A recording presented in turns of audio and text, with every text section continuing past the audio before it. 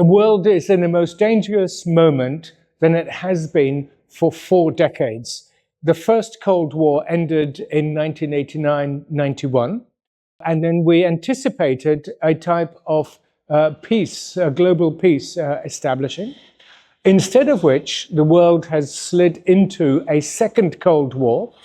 Of course, the notion of a Cold War does not cover everything, but it does cover a lot of things, and that is the demonization of the enemy, the refusal to engage in diplomacy, and of course it has led to renewed conflict in Europe, where we have the worst war since 1945. The thing is that in a lot of the discussion which we've been having is, in my view, rather conceptually confused.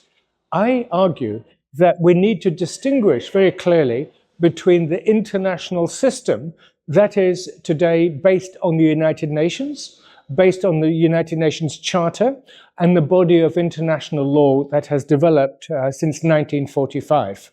Within this international system, we have competing models of world order.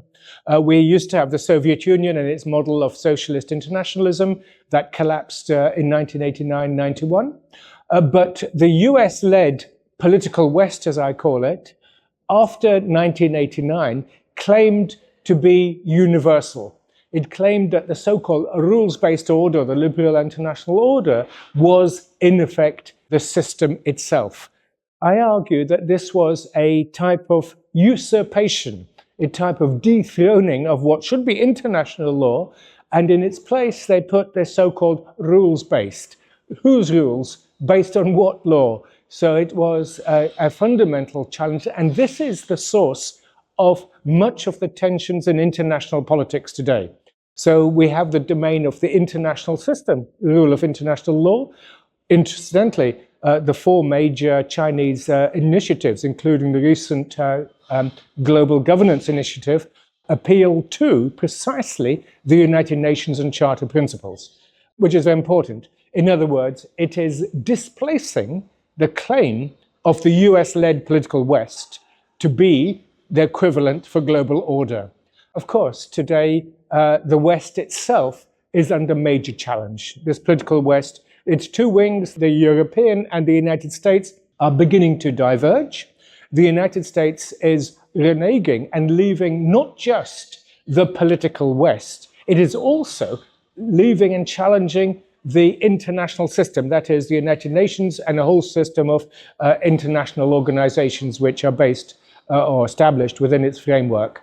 And so, we are facing a time of extreme turbulence, but also a time of incredible intellectual or conceptual confusion. And my work is an attempt to establish some sort of framework for understanding. And once we have this framework for understanding, we could then devise strategies, political strategies in response. So if you see the Trumpian phenomenon, for example, as a number of defections, the United States is defecting not only from the political West, its US-led alliance system with Europeans, it's defecting from the international system, that is the United Nations and its organizations.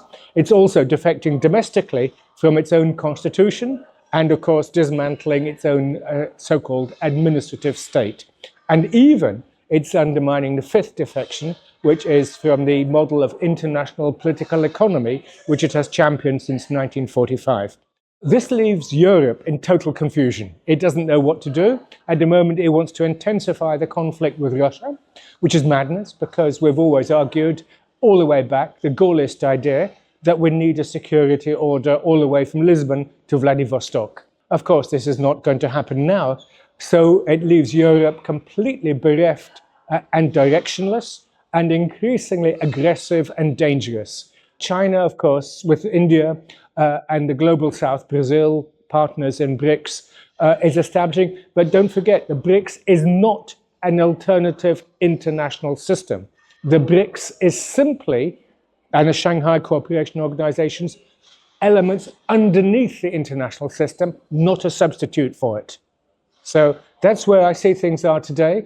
And so the final comment I'd say is that, of course, the world is looking for leadership from China from India and from its partners in the global south to establish a framework for peace and development. This is the big challenge facing the world today, if we survive.